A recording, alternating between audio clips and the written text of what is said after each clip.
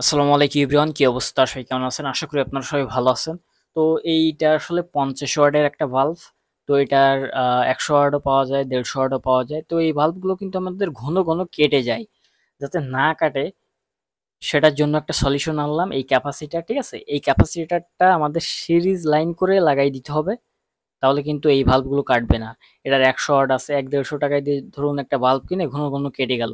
অথবা আপনাদের এই ধরনের এলইডি বাল্বও কিন্তু কেটে যায় ঘন ঘন। ঠিক আছে, এই ধরনের এলইডি বাল্বও কিন্তু আপনারা এই ক্যাপাসিটারটা ইউজ করলে আর কাটবে না। ঠিক আছে, সো আপনার টেবিল ফ্যানের ক্যাপাসিটার অথবা সিলিং ফ্যানের নষ্ট ক্যাপাসিটার লাগাইতে পারেন, কোনো প্রবলেম হবে না।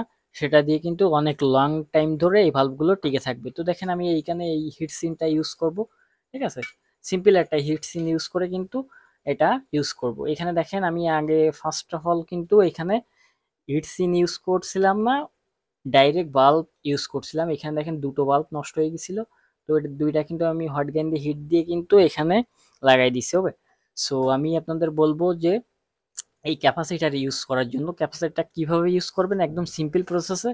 যেভাবে আমরা একটা সুইচ লাগাই অথবা রেগুলেটর ইউজ করি, দুটো লাইন থেকে একটা লাইন বের করে এনে সুইচ লাইনে আমরা একটা সুইচ লাগাই, সেইভাবে এখানে লাগাইতে হবে। সো আমি আপনাদের সেট আপ করে দেখাচ্ছি যে কিভাবে এটা লাগাতে হয়।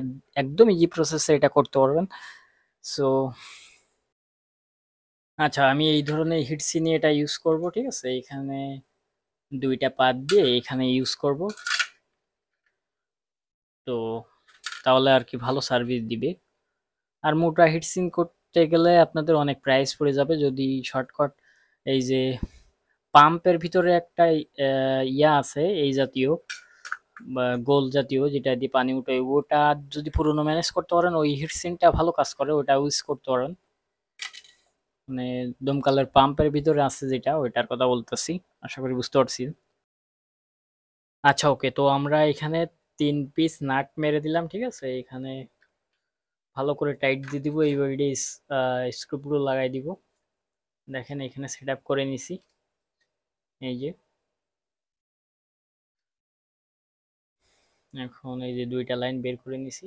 লাইক আমরা শর্টকাটে বুঝাই, যেভাবে সুইচ লাগাই, একটা ফ্যানের সুইচ লাগাই অথবা রেগুলেটর লাগাই, ওই সেম ভাবে এই ক্যাপাসিটারটা লাগাবেন। ঠিক আছে, আশা করি বুঝতে পারছেন। এখন নেক্সট এই নাটগুলো এঁটে দিয়ে আমি আপনাদের জ্বালায় দেখাবো কেমন আলো হয় এটাই। আচ্ছা ওকে, তো আমাদের সেট আপ করা কমপ্লিট। ঠিক আছে, তো এই বাইডে নাট দিয়ে ভালো মতন করে এখানে এঁটে দিছি খুব টাইট দিয়ে। ওকে, যাতে হিট সিনের গায়ে গায়ে যায় বাল্বটা। দেখেন এখানে নাট মেরে এঁটে দিছি। ওকে, তো অনেক সুন্দর দেখা যাচ্ছে কিন্তু।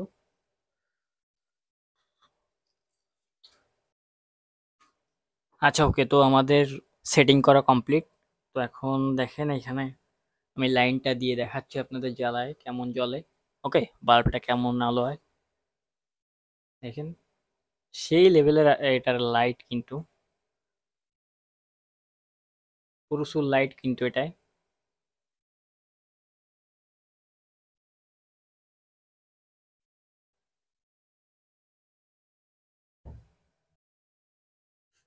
আচ্ছা, অনেকে এটা বুঝতে পারবেন না যে কিভাবে এটা লাগানো হলো। লাইক আমি শর্টকাটে বোঝানোর জন্য এখানে দেখেন যে, মনে করুন যে দুটো লাইন আইছে। ঠিক আছে, এই দুটো লাইনের মাঝখান থেকে একটা নিবেন, লাইক যেভাবে সুইচ আমরা সেট করি অথবা রেগুলেটর সেট করি সেম ভাবে লাগাই দিবেন। ঠিক আছে, দুইটা লাইন থেকে একটা কেটে মাঝখান থেকে লাগাই দিলে হয়ে যাবে। দেখেন, ওকে।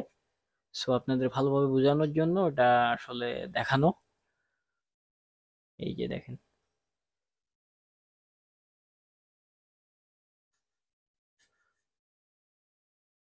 ক্যাপাসিটরটা শক্তভাবে এখানে লাগাই দিবেন। ঠিক আছে, তো দেখেন এইখানে জাস্ট আমি সেট আপ করে দিচ্ছি, দিয়ে টাইট দিয়ে দিব।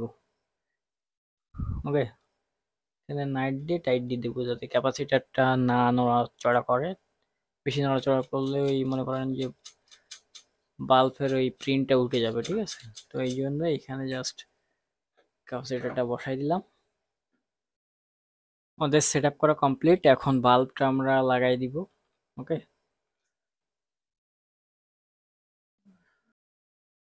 আচ্ছা, আপনাদের জন্য ভিডিওটা কষ্ট করে মেক করা। অবশ্যই ভিডিওতে একটা লাইক এবং কমেন্ট করে যাবেন। ওকে, সো দেখেন আমি অলরেডি কিন্তু সেট আপ করে দিছি। দেখেন এই বাল্ব দিয়ে এইভাবে সেট আপ করে দিছি অলরেডি। এখন এটা লাইন দিয়ে আমি দেখাচ্ছি জ্বালায়। ওকে, আচ্ছা ওকে, তো দেখেন লাইটটা আমরা জ্বালাই দেখাচ্ছি কেমন জ্বলে। সেই লাইট কিন্তু সেই রকম আলো হচ্ছে। ওকে, তো আপনাদের জন্য অনেক কষ্ট করে ভিডিওটা মেক করা। সো লাইটটা দেখেন, অনেক লাইট। ওকে,